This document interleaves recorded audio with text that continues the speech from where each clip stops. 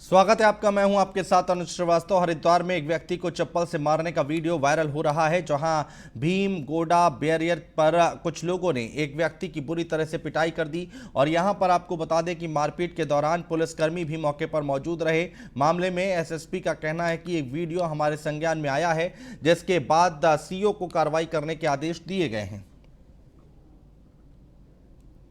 तो वीडियो को संज्ञान में आया है। मैं अभी तक वीडियो को देखा नहीं, लेकिन हमने हमारे सीओ साहब को जो है विधिवत कार्रवाई करने के लिए आदेशित कर दिया। तो वीडियो को संज्ञान में आया है। मैं अभी तक वीडियो को देखा नहीं, लेकिन हमने हमारे सीओ साहब को जो है विधिवत कार्रवाई करने के लिए आदेशित कर दिया। और हरिद्वार के थाना सिडकुल क्षेत्र के ग्राम हेतमपुर में पति ने अपनी पत्नी को मौत के घाट उतार दिया। पति ने धारदार हथियार से पत्नी की हत्या कर दी और बताया जा रहा है कि आपसी विवाद के चलते पति ने इस वारदात को अंजाम दिया है। वहीं युवती का शव सड़क किनारे बरामद हुआ है। बता दें कि पुलिस ने शव को पोस्टमार्टम के लिए भेज दिया है। साथ ही मामले की जांच में पुलिस जुट गई है।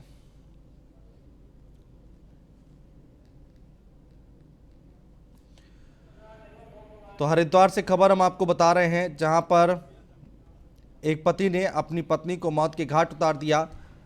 पति ने पत्नी की निर्मम हत्या की है। यह हरिद्वार की खबर हम आपको बता रहे हैं। धारदार हथियार से पत्नी को मौत के घाट उतारा है और ये तस्वीरें हरिद्वार से आप देख पा रहे हैं।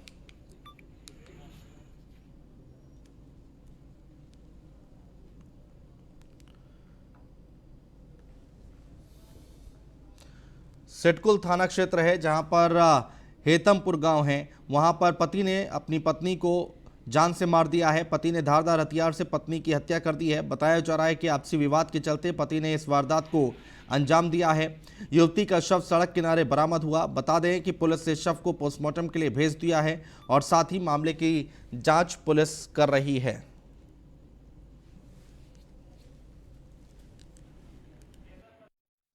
सूचना प्राप्त हुई कि हेतमपुर गांव में किसी महिला की डेड बॉडी मिली है। घटनास्थल पर जाने पर पुलिस को पता चला कि पति पत्नी में पारिवारिक विवाद होने के कारण पति ने महिला पर धारदार हथियार से वार किया है, जिसमें उसकी मृत्यु हो गई है। पुलिस ने शव को पोस्टमार्टम के लिए मॉर्चरी भेजा है और अगला इसके आगे का इन्वेस्टिगेशन जो है वो किया।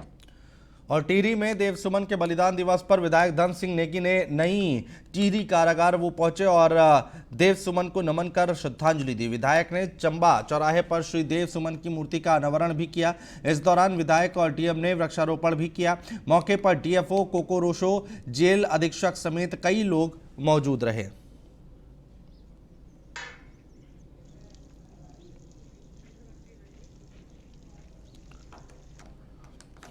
तो टिहरी में देव सुमन के बलिदान दिवस पर विधायक धन सिंह नेगी नई टिहरी कारागार पहुंचे और देव सुमन को नमन कर श्रद्धांजलि दी है।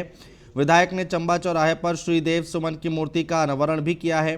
इस दौरान विधायक और डीएम ने वृक्षारोपण भी किया। मौके पर डीएफओ कोको रोशो, जेल अधीक्षक समेत कई लोग यहां पर मौजूद रहे। टिहरी की तस्वीरें हम आपको लगातार दिखा रहे हैं।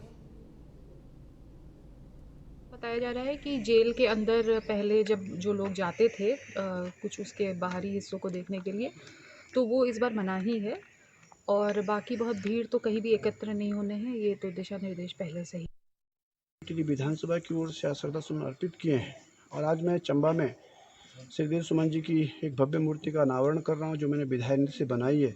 साथ ही मैंने चंबा चौराहे पर श्री देव सुमन जी के नाम से एक बड़ा स्मारक बनाया है, जिसमें लाइब्रेरी बना रहा हूँ। आज 10:30 बजे के करीब भव्य कार्यक्रम है, जो क्षेत्रीय जनता के साथ श्री देव सुमन जी को सच्ची श्रद्धांजलि दी जाएगी। मैं सौभाग्यशाली हूँ कि मैंने जब विधायक बना था तो श्री देव सुमन जी की टूटी मूर्ति चंबा चौराहा पर देखी और उसके बाद मैंने विधायक के नाते वहाँ पर उनकी मूर्ति बनाने का काम किया, एक स्मारक बनाने का काम किया, एक वहाँ पर लाइब्रेरी उनके नाम से बना रहा हूँ। और कुंजापुरी की ऊंचाई वाले क्षेत्रों में जोरदार बारिश हुई है और भकरियाड़ा, डोर, कोडराना, कसमोली समेत कई इलाकों में झमाझम बारिश हुई है। उमस झेल रहे लोगों को बारिश के बाद राहत मिली है। वहीं सड़कों पर पानी भी भर गया है। तस्वीरें हम आपको दिखा रहे हैं। नरेंद्र नगर की तस्वीरें आप देख पा रहे हैं, जहां पर जोरदार बारिश हुई है। तस्वीरें हम आपको दिखा रहे हैं नरेंद्र नगर की। आप देख सकते हैं सड़कों पर पानी भरा हुआ है। कुंजापुरी की ऊंचाई वाले क्षेत्रों में ज़बरदस्त बारिश हुई है। उमस झेल रहे लोगों को बारिश के बाद राहत मिलती दिखाई दे रही है। वहीं सड़कों पर पानी भर गया है, तो एक तरफ गर्मी से राहत मिलती दिखाई दे रही है, लेकिन दूसरी तरफ यहां पर सड़कों पर पानी भी भर रहा है। फिलहाल तस्वीरें हम आपको दिखा रहे हैं, ये नरेंद्र नगर की तस्वीरें आप देख पा रहे हैं। कुंजापुरी की ऊंचाई वाले क्षेत्रों में जोरदार ज़बरदस्त बारिश देखने को मिली है।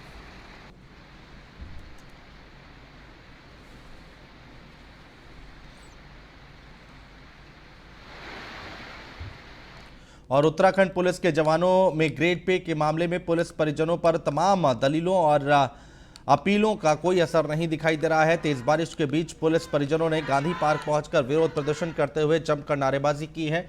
हाथों में तख्तियां लेकर महिलाएं गांधी पार्क में विरोध करती रहीं। प्रदर्शन कर रहे पुलिस परिजनों से न्यूज फॉर इंडिया संवाददाता सुदीप जैन ने बातचीत की है। उत्तराखंड पुलिस में ग्रेड पे की मांग को लेकर आज प्रस्तावित आंदोलन शुरू हो गया है। बड़ी बारिश में भी जो पुलिस कर्मियों के परिजन हैं वो गांधी पार्क पहुंचे हैं, इनसे बातचीत करेंगे, वो क्यों आए हैं, इनकी क्या मांग है। कुछ महिलाएं हैं जो अभी 10 बजे के आसपास का वक्त है और ये पहुंच चुकी, इनसे पूछते हैं कि वो गांधी पार्क है, उनका क्या कहना है। आप लोग गांधी पार्क आए, बताइए क्या आपकी मांग है। हमारी मांग सिर्फ यही है कि हम 4600 ग्रेड पे के लिए आए हैं। इन्होंने हमें 4 साल बाद देने का वादा किया था और ये हमें 2800 की बात कर रहे हैं, जो कि कोई पद ही नहीं है। अगर पद होता तो हम उसे स्वीकार करते, तो हमें 4600 ही चाहिए।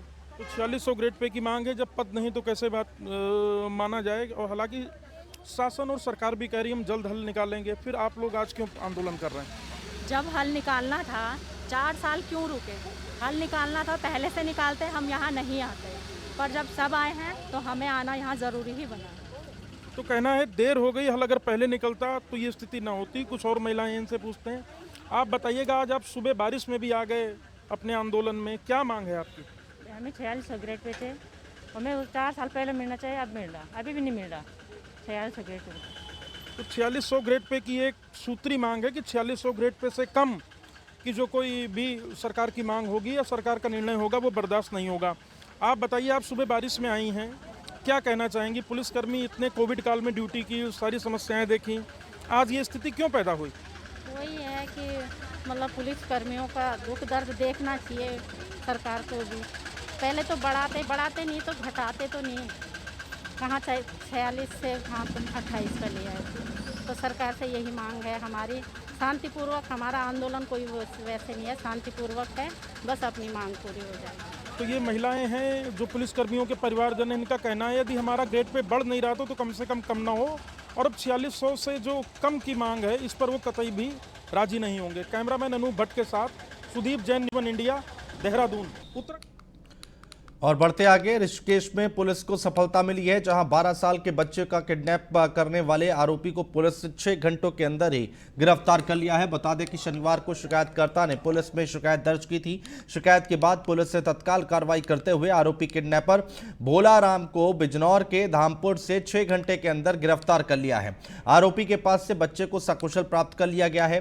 बता दें कि पैसों के लालच में ये किडनैपिंग की गई थी। पुलिस को सूचना आई थी कि एक नाबालिग बच्चे को, जो भट्टोवाला श्यामपुर क्षेत्र में रहने वाले हैं, उनके यहाँ काम करने वाला जो उनको पहले से जानता था, उनके यहाँ लेबर का काम, मिस्त्री का काम कर चुका था, वो वो ले गया है और वो पैसे की मांग कर रहा है। तो जानकारी करी और उसके सामने पुलिस ने अपने सर्विलांस टीम को, अपने एसओजी देहात को पुलिस टीम में लगा के एसएसपी साहब और एसपी देहात और सीओ ऋषिकेश साहब के नेतृत्व में टीमों का गठन। और कैबिनेट मंत्री हरक सिंह रावत का बड़ा बयान। कर्मकार कल्याण बोर्ड के झगड़े पर बोले हैं मंत्री, मैं श्रम मंत्रालय छोड़ने को तैयार हूं। कैबिनेट मंत्री हरक सिंह रावत ने बड़ा बयान जारी किया है। कर्मकार कल्याण बोर्ड के झगड़े पर मंत्री ने कहा है कि मैं श्रम मंत्रालय छोड़ने को तैयार हूं। बता दें कि शमशेर सत्याल कर्मकार बोर्ड के अध्यक्ष और मंत्री के बीच विवाद चल रहा है, जिसके चलते हरक सिंह रावत ने बयान दिया है।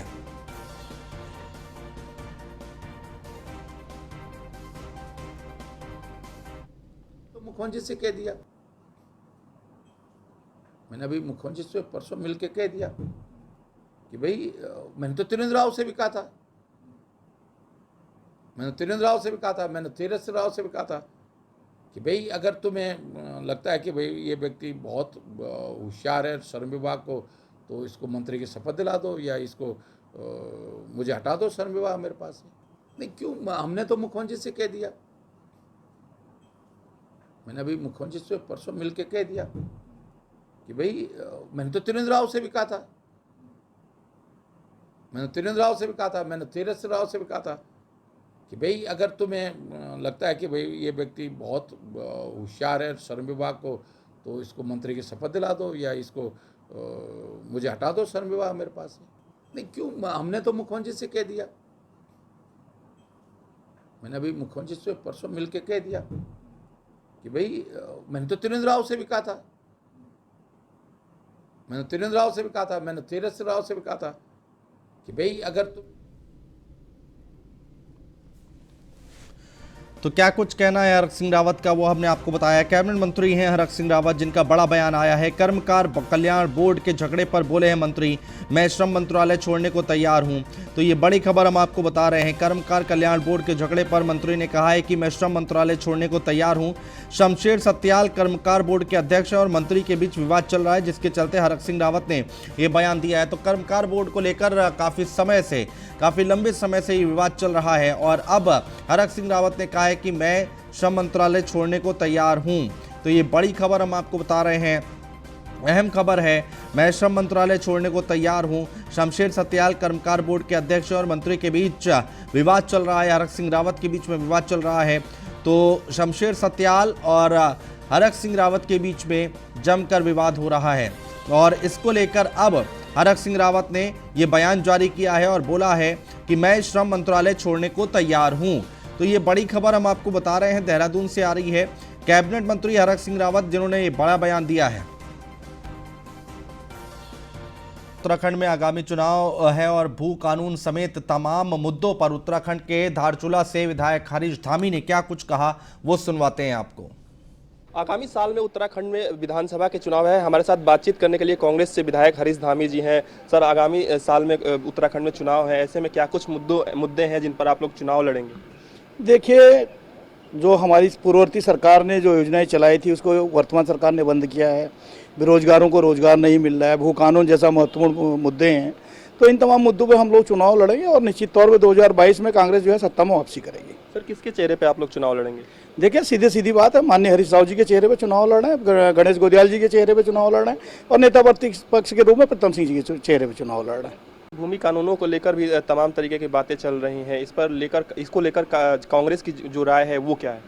देखिए, माननीय हरीश राव जी ने सोशल मीडिया के माध्यम से, ट्विटर के माध्यम से स्पष्ट कर दिया था कि हरीश राव जी जो है भू कानून के जो है पैरवी उन्होंने अपने समय में शुरुआत कर दी थी, लेकिन जो वर्तमान सरकार है, जैसे सरकार में आए, उन्होंने उसको भू कानून को जो है बदलकर पूरा ही कानून चेंज कर दिया, जिससे कि उत्तराखंड के जनमानस को लग रहा है कि उत्तराखंड का जनमानस अगर भू कानून सशक्त नहीं बना तो आने वाले समय में भूमिहीनों की जो है कैटेगरी में आ जाएगी। सर, कितनी सीटें आप लोग उम्मीद लगा रहे हैं आपकी बार? देखिए, प्रचंड बहुमत के साथ आएंगे। इस बार जनता ने देख लिया है कि भाजपा को प्रचंड बहुमत देके क्या हाल हुआ उनका, तो निश्चित तौर पर हम 45 पार करेंगे। जी बिल्कुल। तो ये थे हमारे साथ उत्तराखंड से विधायक हरीश धामी जी, जिनका कहना है कहीं ना कहीं हम प्रचंड बहुमत के साथ फिर से सरकार में आएंगे। सहयोगी लोकेश के साथ पीयूष तिवारी, नई दिल्ली। आगामी साल में उत्तराखंड में और न्यूज़ वन इंडिया पर गणेश गोदियाल एक्सक्लूसिव। उत्तराखंड कांग्रेस के नवनियुक्त अध्यक्ष हैं गणेश गोदियाल। पार्टी ने बड़ी जिम्मेदारी दी है, उसे निभाऊंगा, गोदियाल की तरफ से कहा गया है। संगठन का नेतृत्व करने के लिए कुछ और साथी मिले हैं। उत्तराखंड में पार्टी सामूहिक नेतृत्व से चुनाव लड़ेगी। हमारे पास चेहरों की कोई कमी नहीं है, ये गोदियाल की तरफ से कहा गया है। कांग्रेस उत्तराखंड की जनता का दिल जीतना चाहती है। बीजेपी को हराने के बाद चेहरा कोई भी मिल जाएगा। आपका उत्तराखंड में कोई वजूद नहीं है। ये तमाम बातें गोदियाल की तरफ से कही गई हैं। उत्तराखंड कांग्रेस के नवनियुक्त प्रदेश अध्यक्ष गणेश गोदियाल साहब इस वक्त हमारे साथ बात करने के लिए मौजूद हैं। सर, पहले तो आपको बहुत बहुत बधाई। एक बड़ी जिम्मेदारी आपको मिली है, किस तरीके से मिशन 2022 को लेकर स्ट्रेटजी है? निश्चित रूप में पार्टी ने ये जो भरोसा किया है हम सब पर, और सभी को उनके अनुरूप जवाबदारियां दी हैं। सिर्फ मुझे ही नहीं, लेकिन सभी को, बहुत से लोगों को इस टीम में जवाबदारियां दी हैं। मैं उम्मीद करता हूं कि हम सब लोग संयुक्त रूप से प्रयास कर हमारे हाईकमान की इच्छाओं को और हमारे प्रदेश के सम्मानित जनता की इच्छाओं को पूरा करने का काम करेंगे। सबसे बड़ी बात यह है कि एक प्रयोग के तौर पर प्रदेश अध्यक्ष तो खैर अब बनाए गए, लेकिन 4 कार्यकारी प्रदेश अध्यक्ष बनाए गए। इसके पीछे मैसेज क्या है? क्या सर्वसहमति नहीं थी इसलिए 4 कार्यकारी प्रदेश अध्यक्ष बनाने पड़े? इतने छोटे से राज्य में इतने ज़्यादा दायित्वों को बांटना, ये क्या मैसेज कन्वे करता है? ऐसा है कि मैं नहीं समझता कि असहमति की कहीं बात थी, लेकिन ये हमारा सौभाग्य है कांग्रेस पार्टी का कि हमारे पास नेतृत्व का, विकसित नेतृत्व का, समझदार नेतृत्व का इतना बड़ा खजाना है कि मैं ये तुलना कर सकता हूँ कि हमारा ब्लॉक का अध्यक्ष भी भारतीय जनता पार्टी के मुख्यमंत्रियों के स्तर का विचार, ज़्यादा अच्छा विचार रखते हैं राजनीति में। लेकिन अमूमन देखा गया मल्टी लीडरशिप में कहीं ना कहीं डिरेल भी होते हैं। मल्टी लीडरशिप सब अपने अपने तरीके से अगर चीजों को चलेंगे तो फिर एक गोल को पाना वो काफी मुश्किल हो जाता है। तो कैसे सामंजस्य बिठाएंगे सबके साथ? ऐसा है कि ये मेरी भी इच्छा थी कि ऐसी टीम बने, ये मेरी भी इच्छा थी और हाईकमान ने मेरी इच्छा को पूरा किया है। मैं धन्यवाद देना चाहता हूँ। अगर जो डिरेल की आपने बात की है, डिरेल हुआ तो ये मेरी नाकामी होगी। मैं आज अपने इस करियर की शुरुआत के दौर में ये बात कह रहा हूँ, ये मेरे पे डिपेंड करता है कि इसको ऑन ट्रैक, इस रेल को कैसे रखना है, ये मेरी जवाबदारी होगी। और मैं बहुत दृढ़ निश्चय के साथ इस बात को कह रहा हूँ कि मैं ये काम निश्चित रूप में कर पाऊंगा। एक बड़ा सवाल है कि बीजेपी ने तो पुष्कर धामी के रूप में अपना चेहरा पेश कर दिया है। आम आदमी पार्टी वहां पर अभी नई आकर के मतलब जद्दोजहद कर रही है, लेकिन उसने भी कर्नल कोटियाल के तौर पर जो है अपना चेहरा पेश कर दिया है। कांग्रेस की तरफ से चेहरा कौन होगा? देखिए, बात आप, मुझे लगता है कि आप जो बात पूछना चाह रहे हैं, निश्चित रूप में सभी के मन में ये बात होगी। कांग्रेस के नेता भी ये पूछ रहे हैं कि भाई किसकी लीडरशिप में हमें लड़ना है। लेकिन अध्यक्ष के रूप में मेरी प्राथमिकता पहले वहाँ पर भारतीय जनता पार्टी के शासन को हटाना पहली प्राथमिकता होगी। जनता के दरवाजे पर जाना पहली हमारी प्राथमिकता है। जिस दिन हम इस काम को कर देंगे, जिस दिन ये काम, ये किला, ये बड़ा जो हमारा लक्ष्य है, इस लक्ष्य को जिस दिन हम फतह कर लेंगे, उस दिन हम इस बात पर सबसे पहले आपको आमंत्रित करेंगे कि हमारी मन में क्या है। इसका मतलब कांग्रेस बगैर किसी चेहरे के 2022 के चुनाव में जा रही है। हमारे पास तमाम चेहरे हैं। हमारे पास हरीश रावत जी चेहरा हैं, प्रीतम सिंह जी चेहरा हैं, किशोर उपाध्याय जी चेहरा हैं। और मैंने कहा ना कि किशोर उपाध्याय तो खासी दुखी भी है, नाराज भी हैं, क्योंकि उन्होंने काफी जद्दोजहद किया लेकिन उन्हें कोई पद या दायित्व नहीं मिला। नहीं, ऐसा नहीं है। हर एक मोर्चे पे जिसको ठीक समझा ऊपर हमारे हाईकमान ने वो सब किया है, और उनको भी जिस मोर्चे पे उनके लिए भी स्थान बन रहा है। ऐसा नहीं है कि उनको वो हमारे बहुत ही श्रेष्ठ नेता हैं, सीनियर नेता हैं। मेरी इच्छा है ये। बहुत बहुत शुक्रिया। तो बिल्कुल ये थे गणेश गोदियाल साहब, जिन्होंने साफ तौर पर कहा कि मुझे बतौर अध्यक्ष जो जिम्मेदारी मिली है, मैं पूरी टीम को लीड करूंगा और अगर इस पे नाकामयाब होता हूं तो जिम्मेदारी मेरी खुद की होगी। वीडियो जर्नलिस्ट लोकेश के साथ ब्रजेश श्रीवास्तव, न्यूज़ 1 इंडिया, दिल्ली। और कोरोना महामारी की दस्तक के बाद से ही लंबे समय से स्कूल और कॉलेज बंद हैं। अब 1 अक्टूबर से प्रदेश के सभी महाविद्यालयों में पठन पाठन का कार्य शुरू होने जा रहा है। यूजीसी की ओर से महाविद्यालयों को खोलने की गाइडलाइन जारी होने के बाद राज्य सरकार ने ये निर्णय लिया है। इस संबंध में उच्च शिक्षा मंत्री धन सिंह रावत की अध्यक्षता में बैठक की गई और बैठक में निर्णय लिया गया कि 1 सितंबर से प्रदेश के सभी महाविद्यालय खुल जाएंगे और 1 अक्टूबर से महाविद्यालयों में पठन पाठन का काम शुरू हो जाएगा। हालांकि इस दौरान कोविड-19 से बचाव के लिए जारी केंद्र सरकार और यूजीसी की गाइडलाइन के अनुरूप ही पठन पाठन का काम किया जाएगा। सभी विश्वविद्यालय के कुलपतियों के साथ एक बैठक की, चाहे निजी विश्वविद्यालय हों, चाहे डीम्ड विश्वविद्यालय हों, चाहे गवर्नमेंट विश्वविद्यालय हों, और शिक्षा विभाग के सभी अधिकारी बुलाए थे। भारत सरकार की एसओपी जारी हो गई है और यूजीसी का भी गाइडलाइन आ गई है। यूजीसी का कहना है पूरे देश में कि 1 सितंबर से एडमिशन शुरू होने चाहिए और 1 अक्टूबर से जो है पठन पाठन का काम कॉलेजों में शुरू होना चाहिए। आज हमने सभी विश्वविद्यालयों को आदेश दे दिए हैं कि 1 सितंबर से कॉलेज का एडमिशन शुरू होंगे और 1 अक्टूबर से हमारे कॉलेजों का पठन पाठन काम क्या हो जाएगा शुरू। और फिलहाल हमारे इस बुलेटिन में इतना ही। नमस्कार।